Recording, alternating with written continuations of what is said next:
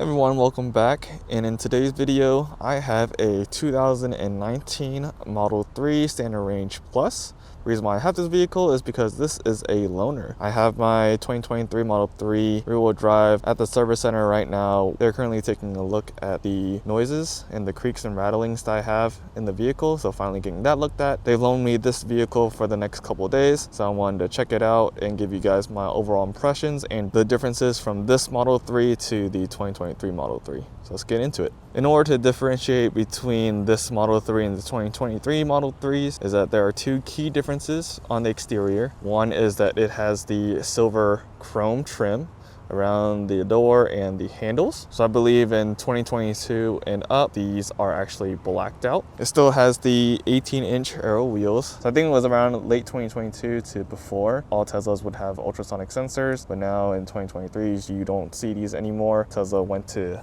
a vision-based only system. In order to get an accurate reading of what's going on around the car, these are pretty much needed. But the Tesla vision system is what Tesla has switched to, and so far it's been inaccurate. The trunk here is not powered, so you actually have to manually lift this, and you can tell there's no button right here as well. You can actually get it retrofitted. I believe it has to be 2019 and up. Trunk space still solid. You still have underneath storage right there. You still have the camera in the front, side pillar here, the repeater, and also of course in the rear as well. This car does not have a heat pump. I believe it has passive resistive heating system, so it definitely takes, I believe, a little longer in order for the car to warm up during the extreme colder temperatures during winter. Now taking a look at the rear here, one thing I've noticed is that I'm not sure if this is a third-party type of thing that maybe like the previous owner installed before Tesla got it, but I don't believe my Tesla actually has this sort of stripping around the edges of the door. These parts right here of the door are glossy black.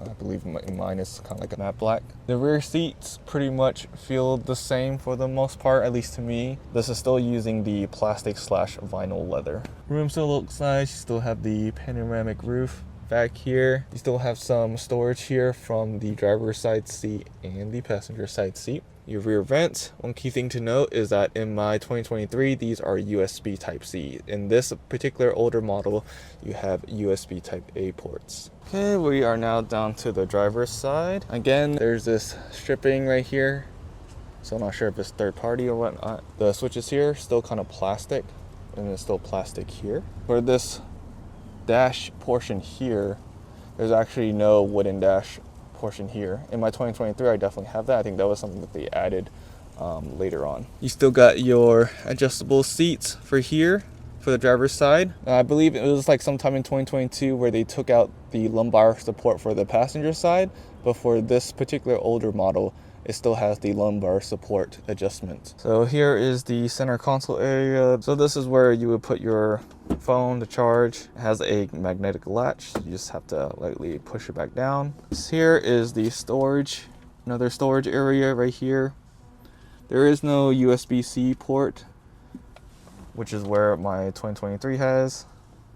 Cup holders and the center armrest right here. There's your 12 volts right there. Still got your glove box right there. You still have to open it through the screen.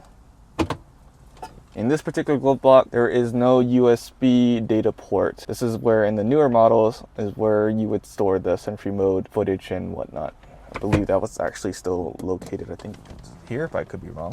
Now in terms of the screen is still nice. The UI is still pretty much the same.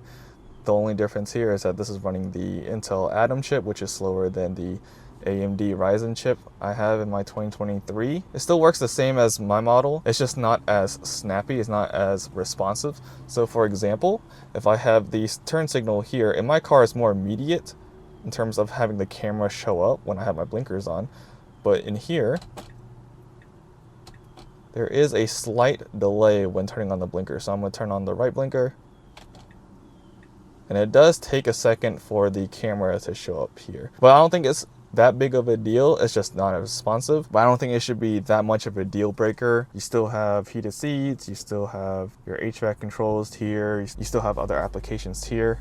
So currently I have about 47% at roughly 99 miles. At 50%, it was showcasing that the car had about 108 miles. So roughly around like a full charge, it should probably have like around 216, 218, something like that miles on the vehicle. That's just a guesstimate of what the car can probably have at the EPA estimated miles given the current degradation of the vehicle. Have our sun visors here. This one has the latch. The new versions have a magnetic portion to this, so it just kind of latches back on. The steering wheel here is actually natural leather as opposed to the fake vinyl that we currently have. The scroll wheels here are rubber as opposed to metallic. And the door sills here are actually black in mine as opposed to the silver here. So I just want to close out with the battery and the overall driving experience I felt so far with this vehicle. So this particular year model and version is using the NCA batteries. So you generally don't want to charge this car to 100% unless you're doing it for road trips. You want to just charge it to 80%, typically like your other Teslas that don't use the LFP battery pack. This car is rear-wheel drive, and for the overall driving experience, I do notice more noise and rattling in the vehicle. The front and passenger windows over here are actually double paned in the 2023 versions, and so there's less noise that you should hear if you're sitting on the front side of the vehicle.